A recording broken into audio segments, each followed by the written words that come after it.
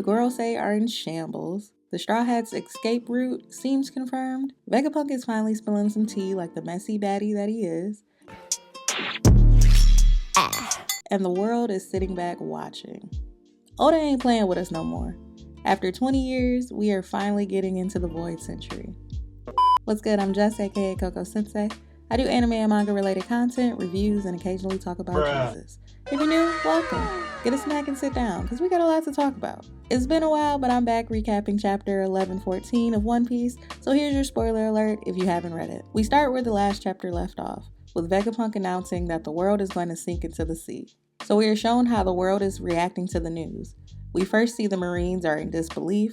We see Sakazuki with a dark expression on his face. Then we cut to Mocktown, where they're doing what they do best, laughing and not believing anything Vegapunk is saying.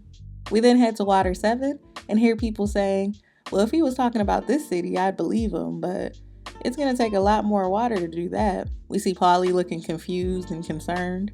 Then we're shown Impel Down, where Doflamingo and Magellan are having a lovely conversation. Dofi is cracking up, being messy as usual, saying, this just gets better and better. Isn't it your job to take care of the inmates, Magellan?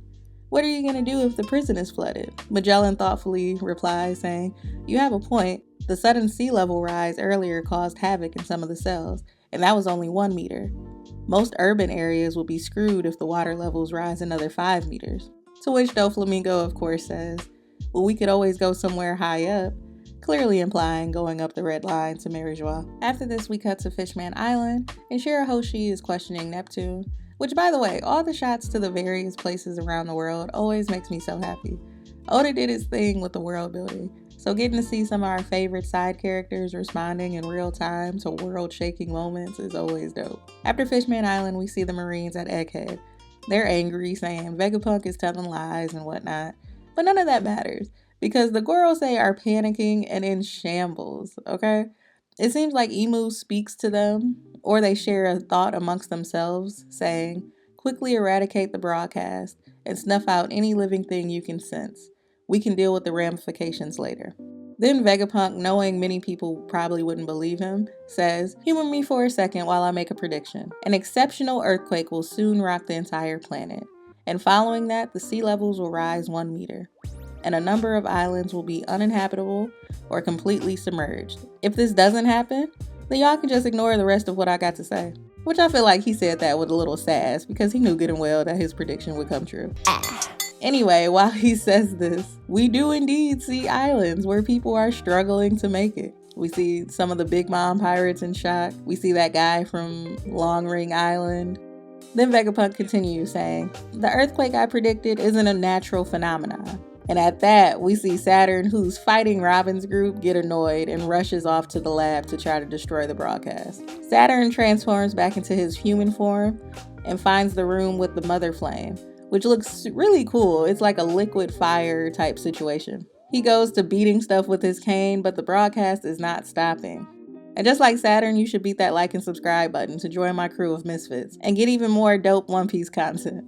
We see all this while Vegapunk is still talking, saying he was just trying to give the world a bigger and brighter future, but he flew too close to the sun, which is a reference to the Greek myth of Icarus. For those who don't know, Icarus and his dad, Daedalus, were imprisoned in a tower. Daedalus was a great engineer, so he kept looking for ways to escape and decided to create wings for him and his son. The wings were made from bird feathers and held together by wax. On the day they decided to leave, he warned Icarus not to fly too close to the sun, so that the wax wouldn't melt, and warned not to fly too low to the sea, so that the feathers wouldn't get wet. They escaped and started flying, and were well on their way to freedom. But Icarus was so excited to fly that he forgot his father's warnings, and started going higher and higher, and closer to the sun. The wax on his wings began to melt, and he fell and drowned in the sea.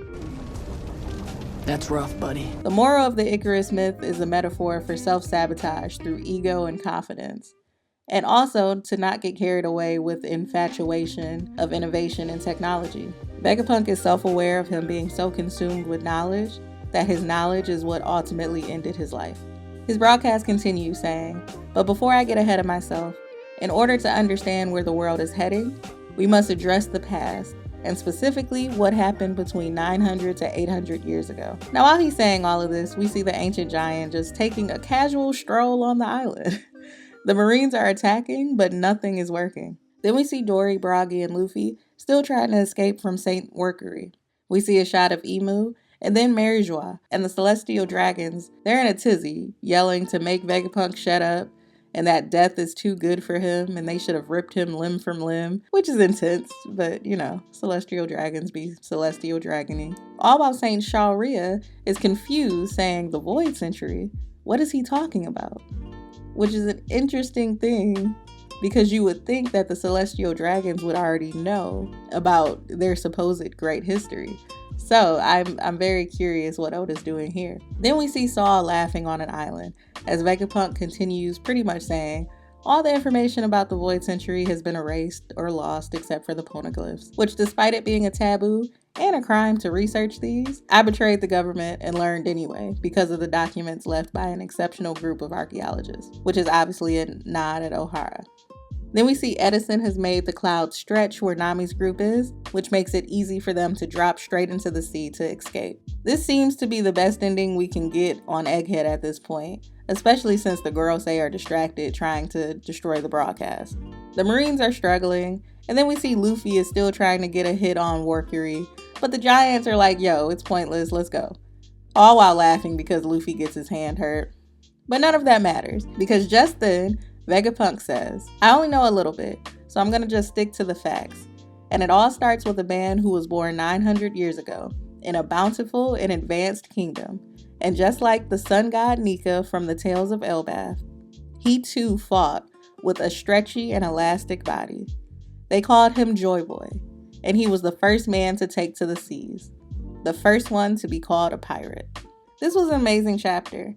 And although a lot of what Vegapunk said we already know, or have speculated, it's amazing to finally see the truth coming out. What are your thoughts on this chapter? And how much Void Century tea do you think Oda is prepared to spill right now? If you want more videos like this, remember to hit that like and subscribe, and turn on that notification bell so you know when I'm dropping that brand new content. I'm Jess, aka Coco Sensei, and I can't wait to see you guys in my next video. Love you guys.